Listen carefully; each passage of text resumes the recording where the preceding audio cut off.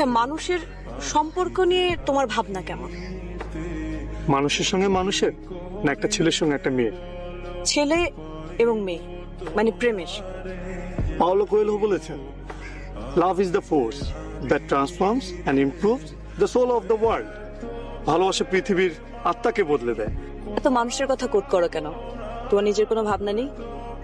ভালোবাসার সব কথা মানুষ আগেই বলে ফেলছে, আমার নতুন করে আর বলার কিছু নেই।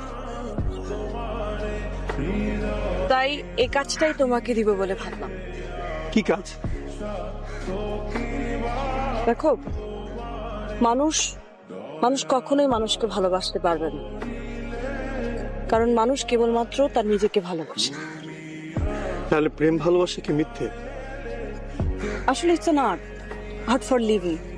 মানুষ কখনোই প্রেমে পড়ে না, প্রেমের ধারণাটাকে ভালোবাসে। সেজন্যই তো প্রেম নিয়ে এত গান, এত কবিতা। সাদামাটা লৌকিক প্রেম আমাকে টানে না। প্রেম হবে ছবির মতো, কবিতার মতো অলৌকিক। পেতে ইচ্ছে করবে, কিন্তু ছুঁয়ে দেখা যাবে।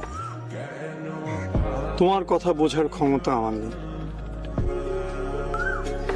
তুমি সবসময় বলো না, একটা গান শোনাই পেন্টার, আপনি খুব সুন্দর। কথাগুলো খুব সাধারণ, কিন্তু আমার ভালো লাগে।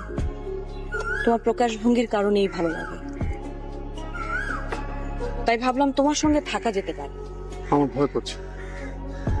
সবসময় এত গান শোনাতে চাও, সুন্দর সুন্দর বলো, তখন ভয় করে না?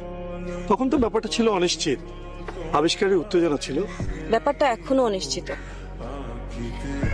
যেসব গান তুমি আমাকে শোনাতে চাও, সেসব গান শুনতে শুনতে মনের মধ্যে যে ছবি তৈরি হয়, সেগুলো যদি আমার হাতে তুলে দিতে পারো, তাহলে আমি তোমার। কিভাবে সম্ভব? সম্ভব। প্রেম আসলে আছে, কিন্তু অনেক গভীর, অনেক বেশি অধরা। তুমি যেটাকে প্রেম মনে করো, সেটা সহজে পেয়ে যাওয়া বসবাসের চুক্তি ছাড়া আর কিচ্ছু না।